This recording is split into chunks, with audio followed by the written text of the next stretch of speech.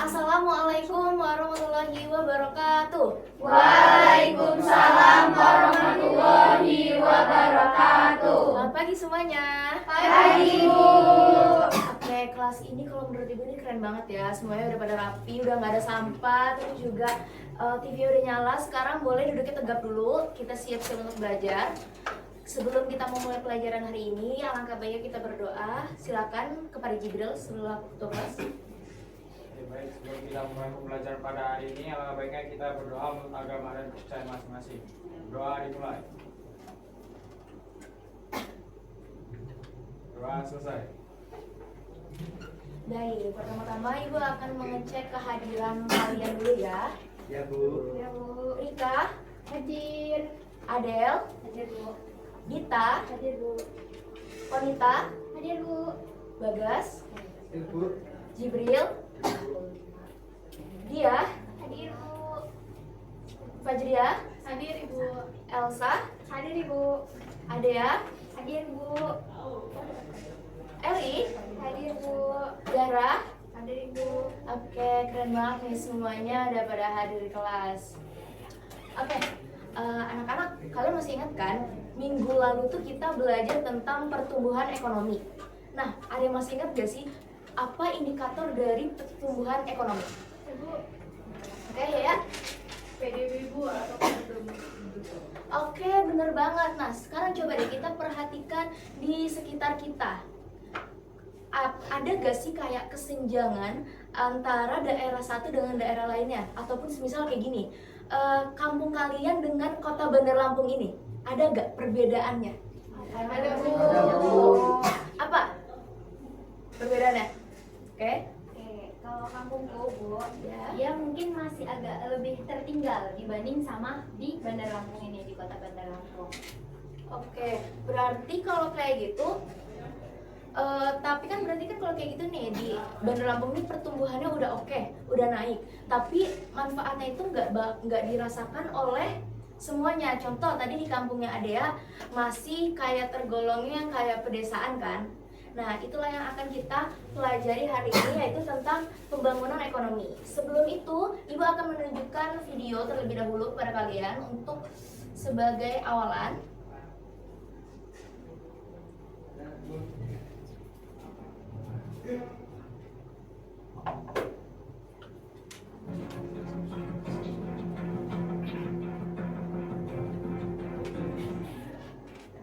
Indonesia negara kepulauan terbesar di dunia, kaya akan sumber daya alam dan budaya yang beragam.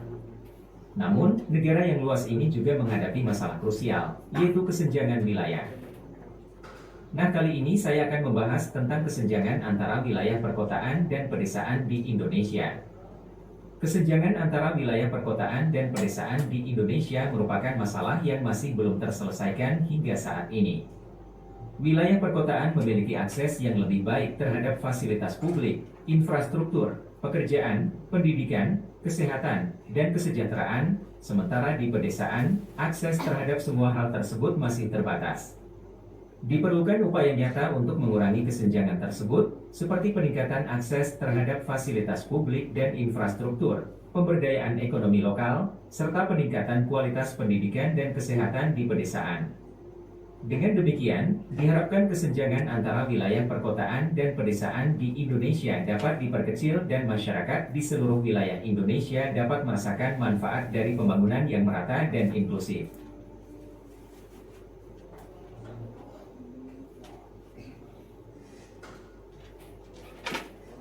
Nah, dari video yang Ibu tuh tampilkan tadi, ada yang bisa ngambil kayak apa sih makna dari video tersebut?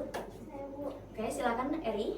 Dari video yang saya tangkap tadi, banyak perbedaan yang mencolok dari pedesaan dan perkotaan, Bu. Kalau di perkotaan itu infrastruktur dan fasilitas publiknya itu tergolong lebih maju daripada yang pedesaan. Oke, ada lagi mau nambahin? Cukup ya. Oke, benar banget tadi yang dibilang sama Eri. Itu semua adalah bisa dibilang kesenjangan wilayah ya.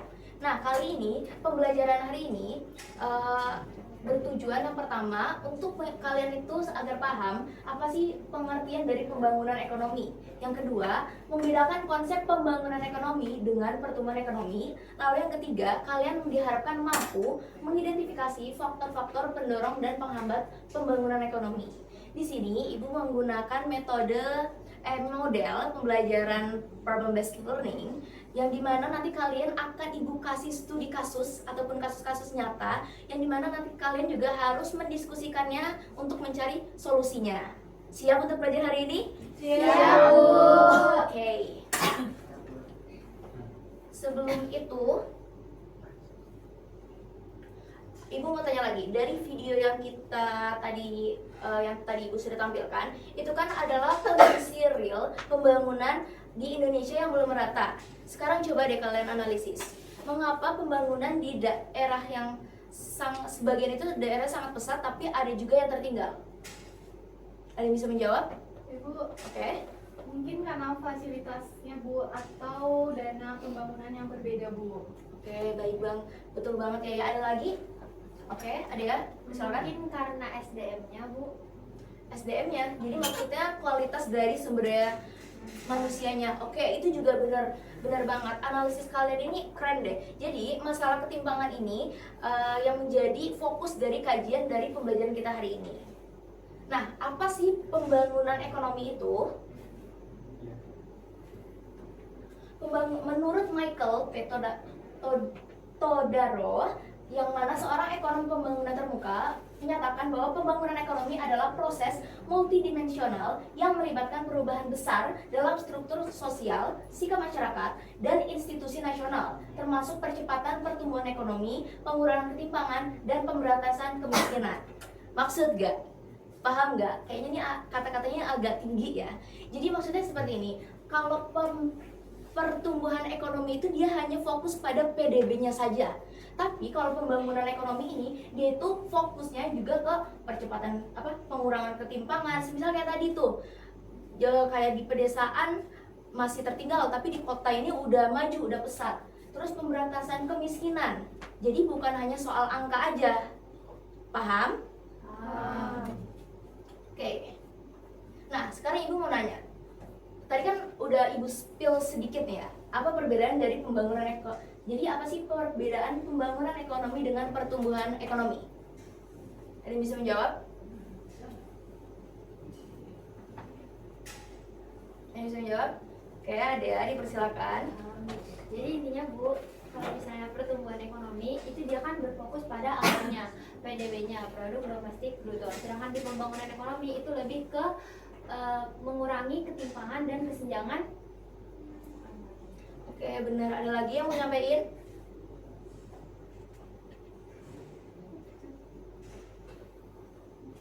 Nggak ada? Oke, jadi bener banget ya apa yang dibilang Adia tadi. Nah, selain itu, dia itu juga ada hubungannya dengan teknologi dan lingkungan. Maksudnya gimana? Jadi, pembangunan ekonomi itu harus memperhatikan keberlanjutan lingkungan dan teknologi.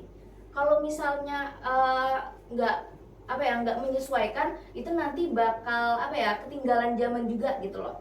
Nah, ini bisa dibilang sesuai dengan konsep konsep pembangunan berkelanjutan ataupun bisa dibilang dengan sustainable development.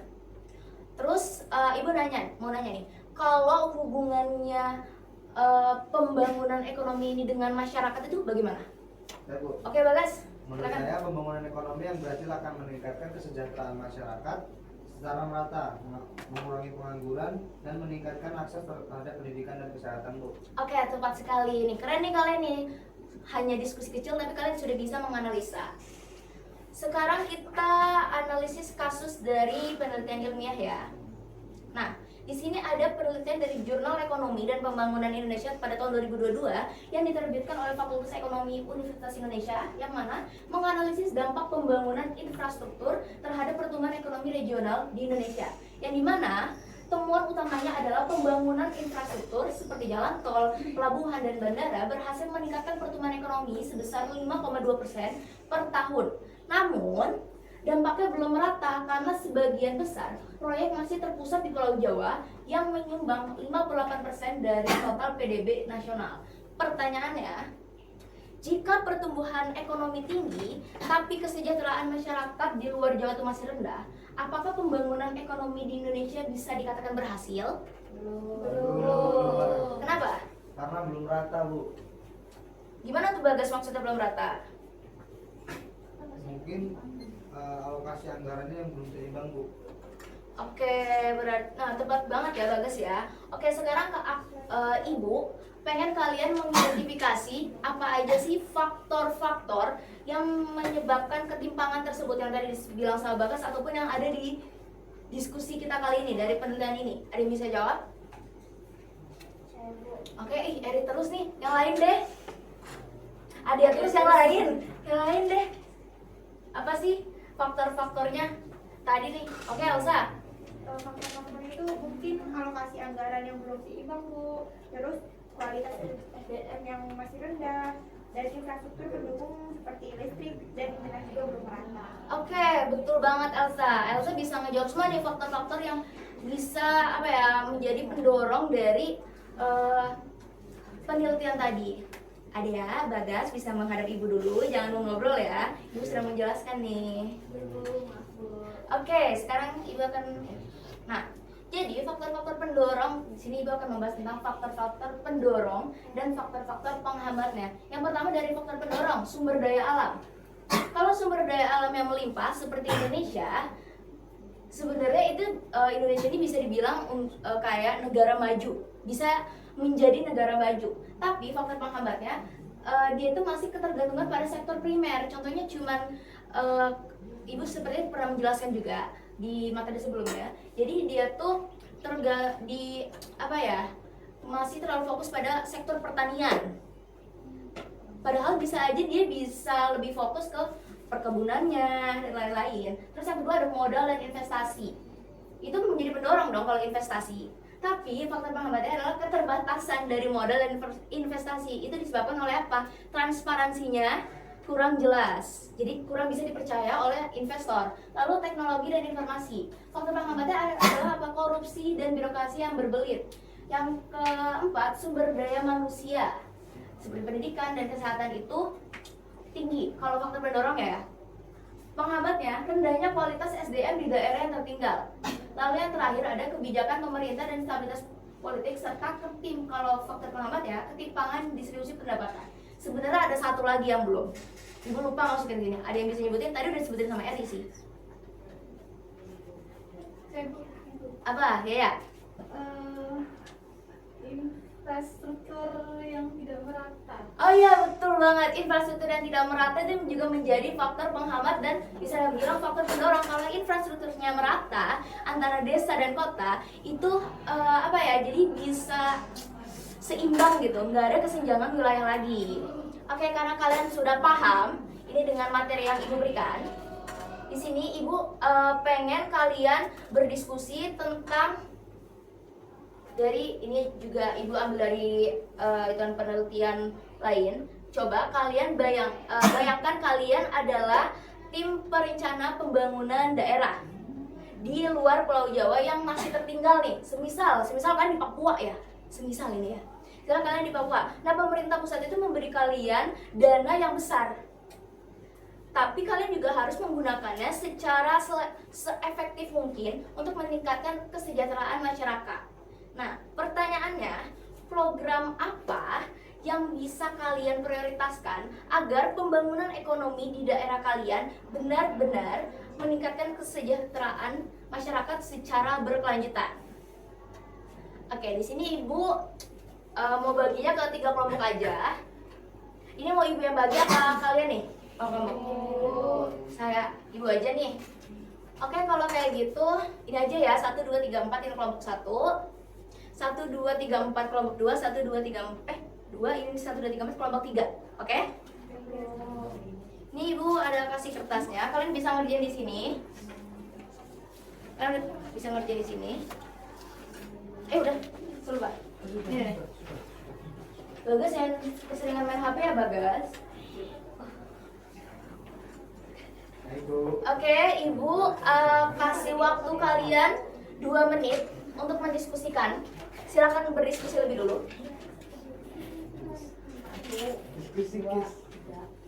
Aku mau tanya Bu, Oh iya, boleh. Apa Bagas? Kalian mendapat apa Bagas? Kalian mau diskusi tentang apa?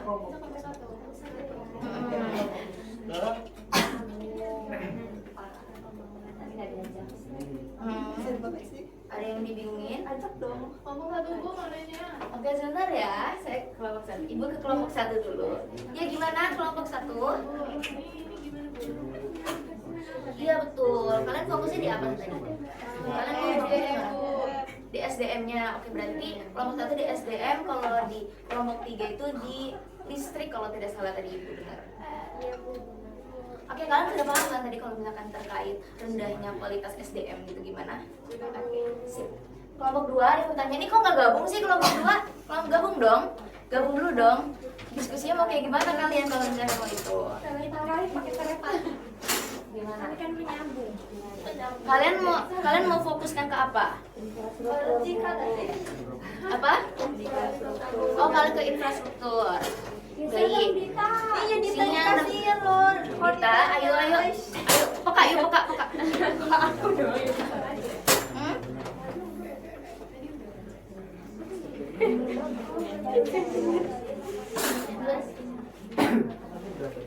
Boleh, itu boleh kok kayak gitu. Itu cocok kok. Iya sip. Kalian udah paham nih? Oke, karena sudah 2 menit. Siapa yang mau maju duluan? 1, 2, 3.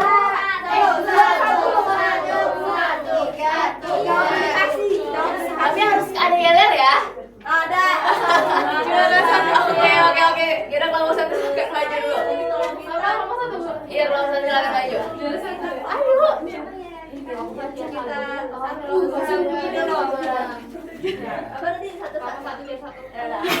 Pasti juara 1. Oke, tenang, semuanya memperhatikan dulu ya. Kelompok 1 ingin presentasi nih. Kelompok 1 Pasti juara 1. Tepuk tangan dulu, tepuk tangan. Mana sih? Oke, silakan. Kalian presentasi kalian. Oke Bu, jadi kelompok 1 itu fokusnya ke pendidikan dan pelatihan kerja supaya SDM meningkat. Nah, kami memprioritaskan pengembangan SDM melalui pendidikan dan pelatihan kerja. Karena tanpa SDM yang berkualitas, infrastruktur yang bagus pun nggak akan jadi optimal karena nggak dimanfaatkan dengan baik. Oke, baik. Tepuk tangan dulu dong untuk kelompok 1. Ini keren banget loh pembahasannya. Tepuk tangan. Silakan duduk. Sekarang kelompok 3. Udah, kelompok 3 dulu. Harus ada yang lihat ya. Ya.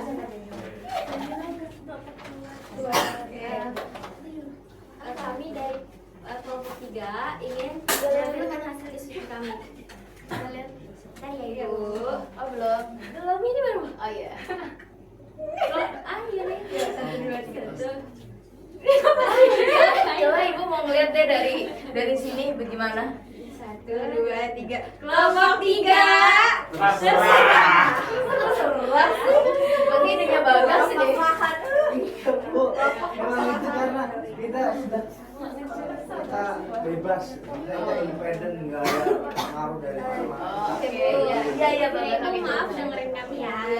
Jadi tadi kan Kelompok pertanyaannya, program apa saja yang akan kalian prioritaskan agar pembangunan ekonomi di daerah kalian benar-benar meningkatkan kesejahteraan masyarakat secara merata dan berkelanjutan?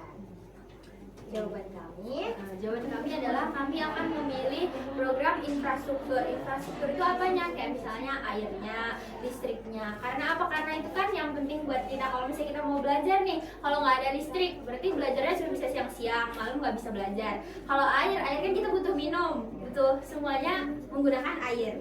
Jadi kami akan mendahulukan infrastruktur air dan listriknya. Oke, baik, tepuk tangan dulu dong untuk kelompok 3. Sudah banget presentasinya. Sekarang terakhir kelompok 2. Siapa yang mau maju untuk kelompok 2? Sendirian aja? Ya Bu. Ya Allah. Sendirian enggak? Sendirian banget nih, nggak ada yang mau nemenin. Gak apa-apa Bu. Oh iya, oke. Boleh, silakan. Saya di sini nggak apa-apa ya? Ibu di sini. Izin menyampaikan diskusi kami. Kan pertanyaannya program apa saja yang akan kalian prioritaskan agar pembangunan ekonomi di daerah kalian benar-benar meningkatkan kesejahteraan masyarakat secara merata dan berkelanjutan. Kamu bisa nggak? Jadi berdasarkan hasil diskusi kami, nah, kelompok kami itu fokus ke infrastruktur digital dan pemberdayaan UMKM. Karena dengan akses internet dan pelatihan digital, masyarakat itu bisa memasarkan produk lokal secara online dan meningkatkan pendapatan mereka. Oke, keren banget dong. Terima kasih untuk kelompoknya. Tapi Jamil ya, dulu biar semangat. Kelompok 2. Aduh, belum kelompok dua ada sih. suara ya. Ya. Emang sama? Copy paste. Dua-duanya. Ayo gimana? Tidak berdua gitu ya. Oh ini baru dibuat ya? Oh gitu. Oke, tadi terlalu fokus ngerjain diskusinya Bu. Silakan boleh. Kelompok 2 tidak berdua. Keren banget itu benar lagi dong. Berdua setia. Kita setia. Berarti setia ya untuk kelompok 2, yang kelompok lainnya setia gak? Setia Kalau bukan ada. Oke, dari Oke, tadi karena kalian sudah berdiskusi dan diskusinya bagus banget nih. Tadi kalau kelompok 1 dia lebih ke kualitas dari sumber daya SDM-nya. Kalau kelompok 2 itu lebih kemana tadi? Infrastrukturnya. Kalau kelompok 3 infrastruktur tapi yang bagian air dan listrik. Nah, kalian menjelaskan itu sudah sangat bagus ya, berpikirnya bagus untuk. Enggak Bu, jadi mau apa aja dikit. Oke, kalau kayak gitu tahu banget nih Bagas, pembelajaran hari ini udah mau selesai, tapi ibu pengen nambahin nanti deh coba ada yang bisa merangkum nggak apa pembelajaran kita hari ini? Ya Eri lagi, nggak mau Eri deh. Rika deh, Rika. Apa Rika? Oh yaudah Ji berdua aja deh, Rika nanti aja. Rika nambahin aja nanti kalau itu. Pembelajaran yang bisa kita dapat hari ini itu pembangunan ekonomi itu adalah proses jangka panjang untuk meningkatkan kesejahteraan masyarakat secara menyeluruh, bukan hanya pertumbuhan angka ekonomi saja Bu. Oke, bagus banget. Rika, tambahin Rika. Jadi pembangunan ekonomi itu harus merata Bu dan memperhatikan faktor SDM, infrastruktur, dan kebijakan pemerintah juga. Oke, sempurna banget nih jawaban kalian berdua. Nah, ibu pengen nambahin sedikit aja ya. Kalian ini harus ingat kalau pembangunan ekonomi ini bukan hanya sekedar mengejar angka kayak PDB dan lain-lain seperti itu, tapi juga itu tentang membangun kehidupan lebih baik, merata, dan berkelanjutan untuk seluruh masyarakat. Oke, paham? Paham. Nah, sebagai pengayaan atau biar kalian lebih paham lagi nih tentang materi pembangunan ekonomi, ibu ada tugas mandiri untuk kalian. Ini dia tugasnya. Jadi, kalian boleh cari satu contoh nyata program pembangunan ekonomi yang ada di daerah kalian atau daerah terdekat. Terus kalian analisis apa sih tujuan program tersebut. Yang kedua, faktor apa saja yang mendorong keberhasilannya. Yang ketiga, apa tantangan atau hambatan yang dihadapi. Lalu yang keempat, berikan saran perbaikan berdasarkan teori yang sudah kita pelajari hari ini. Untuk pengumpulannya itu ditulis dan minimal 1 halaman folio ya. Bukan kertas buku yang kalian tapi pakai folio. Lalu dikumpulkan minggu depan saat pertemuan berikutnya. Oke? Oke, Bu. Seneng kan dikasih tugas? Senang, Biar kalian lebih paham nih. pusing banyak banget. Aduh. Nah, tapi tugas ini nih juga bakal ngebantu kalian dalam melihat penerapan konsep pembangunan ekonomi di dunia nyata. Jadi jangan lupa juga untuk mempelajari materi selanjutnya nih. Kalian keren banget nih udah mempelajari sedikit tentang pembangunan ekonomi, jadi kalian udah sedikit paham. Untuk materi kita yang berikutnya itu adalah indikator pembangunan ekonomi. Jadi kalian jangan lupa pelajari juga ya. Jadi minggu depan kalian udah langsung kemarin belajar ini, oke? Oke, Bu. Oke, keren banget untuk hari pembelajaran hari ini. Karena tadi sebenarnya sudah cukup ya, jamnya juga sudah mau habis sepertinya. Untuk itu ketua kelas boleh dipimpin doanya untuk menutup pembelajaran pada hari ini. Oke, baik, untuk mengakhiri pembelajaran pada hari ini, alangkah baiknya kita berdoa menurut agama dan percaya masing-masing. Berdoa dimulai. Doa selesai. Baik, terima kasih anak-anak untuk hari ini. Terima kasih atas partisipasinya, semangatnya. Jangan kasih kendor semangat kalian untuk materi selanjutnya, oke? Ibu akhiri pembelajaran hari ini. Wassalamualaikum warahmatullahi wabarakatuh. Waalaikumsalam.